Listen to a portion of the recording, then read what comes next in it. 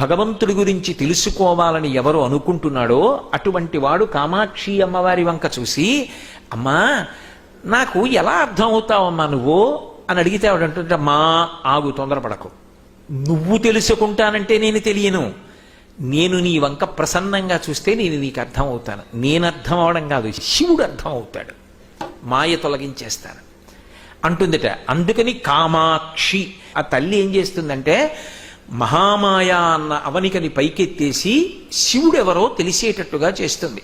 శీర్ఘాళి అని ఒక క్షేత్రం, జ్ఞానసంబంధ నాయనార్ మొట్టమొదట జ్ఞానం పొందిన క్షేత్రం అది. జ్ఞానసంబంధ నాయనార్ చిన్న పిల్లవాడిగా ఉండగా తండ్రి గారు సంధ్యావందనం చేసుకోవడానికి శివాలయంలోకి వెళ్ళాడు. పిల్లవాడిని కళ్యాణ మంటపంలో కూర్చోపెట్టి అర్ఘ్యం ఇచ్చి సంధ్యావందనం చేస్తా, ఇక్కడ కూర్చో అన్నాడు. వాడికి భయం వేసింది, కుయ్యోమన్నాడు. తండ్రి అన్నాడు, భయపడకు, అదిగో గోడ మీద పార్వతీ పరమేశ్వరులు ఉన్నారు కదా, అక్కడ వాళ్ళ వంక చూసి అమ్మా అను, ఆవిడొచ్చి నిన్ను రక్షిస్తుంది అన్నాడు. ఆ పిల్లాడు అంతే అనుకున్నాడు, ఓహో పిలిస్తే వస్తుంది అనుకున్నాడు. ఆయన తిన్నగా వెళ్ళి కోనేట్లో మునిగాడు.